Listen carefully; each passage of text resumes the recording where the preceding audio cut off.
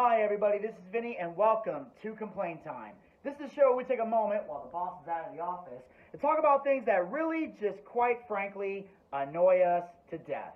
Because you know what they say, when the cat's away, the mice will play. Or in this case, complain about stuff that just drives us all crazy. Now before we go any further, I want to give you guys an opportunity to hit the subscribe button and ring that bell to be notified so you never miss another episode of Complain Time, as well as other additional content.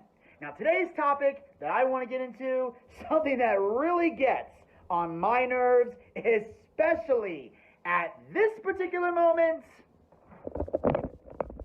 stealing food out of the break room fridge. I had a perfectly good Nacho BellGrande from Taco Bell sitting in this fridge, and some little pissant thought it was a good idea to just take it and do God knows what with it. Now sadly, I don't know who did it, because we don't have any cameras in here, but best believe I'm going to talk about installing some at the next weekly meeting. Because best believe I'm going to find out who did this. And when I do, one of two things is going to happen. Either they're going to Taco Bell and buying me a new Nacho BellGrande, or there's going to be some furniture moving in this office. Because best believe, when I tell you, nobody steals the Bucci's food and walks away unscathed. No one. Now, unfortunately, this is a common office problem that occurs at many places of employment. And as I mentioned before, the hardest part is finding out who did it. So you end up getting even more pissed off than you normally would because you don't know who in the office you're supposed to be mad at. Therefore, you become paranoid and suspicious of everyone. And what really makes this a major workplace problem is not just the fact that your lunch is stolen. Not just the fact that you lost money if you bought your lunch. Or hell, even if you packed your lunch, you still had to buy it from somewhere to bring it to the store, didn't you? And it's not even just the fact that now you're hungry, because I'm starving right now, ladies and gentlemen. My stomach is growling, begging for food, and there's nothing in here that can fulfill its needs. What makes this a major problem is that you've been betrayed by some coworker who doesn't understand that the break room is sacred. This is an area of the office that everyone is supposed to respect. Because depending on where you work, the break room is the only safe space you have to get away from all the drama and stress from an average workday. This is definitely the case in the world of retail.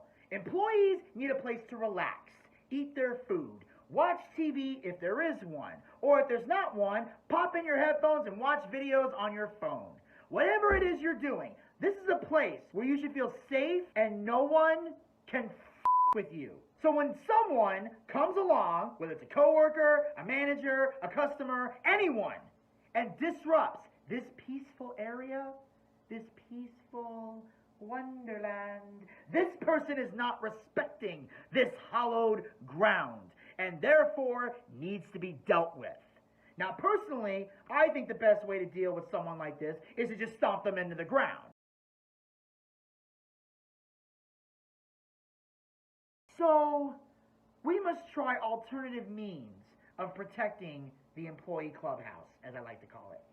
The first is to talk to the manager and tell them you have a thief, or in this case, a traitor, in your midst. If that doesn't work, talk to security or loss prevention for my retail brethren out there and see if they can help you camera-wise figure out who it is. And as a bonus, see if they will approve you installing secret cameras in the break room so you can watch the scumbag on camera and then confront him or her however you wish. Now, I'm aware that there is one major exception to this rule. For example, if there is a note on the fridge that says food will be thrown out after a certain date, then obviously it is our responsibility to either eat, take home, or throw out whatever food we have in there before the deadline. But at the same time, the company must properly label that on the fridge and give the employees the heads up. But there is no excuse or justification for eating someone else's food that doesn't belong to you, whether there is a note on it or not, because you shouldn't have to look for a note to know that if you didn't put something in the fridge, it doesn't belong to you. And if the store brings in food for you, someone in management will or should give you a heads up. And most likely, it will be sitting on a table in the break room. So there'll be no reason to take food out of the fridge.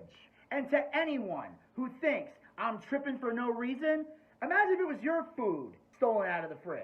Would you still think it wasn't a big deal? Or would you end up like Crazy Steve? Oh! You ate my enchilada! It was so dumb! You ate my enchilada! It was so dumb! You ate my enchilada! And if you think that was bad, remember what happened to Ross Geller? Put my sandwich in the fridge over here. And... you know what? I'm sorry. I believe I ate that.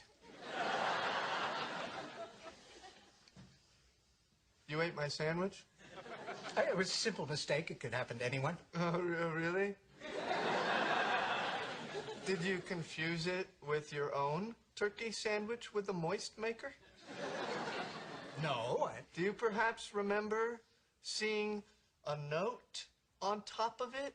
There may have been a joke or limerick of some kind. That said, it was my sandwich.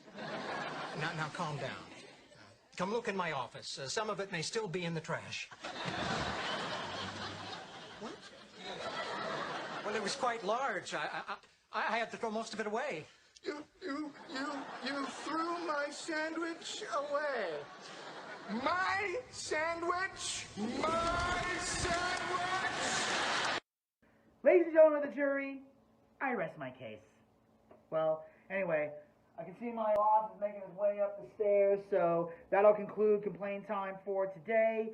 So before you guys go, make sure that you guys hit the subscribe button and ring that bell to be notified so you never miss another episode of Complaint Time, as well as other additional content. Check back soon for a new video, and until then, stay social.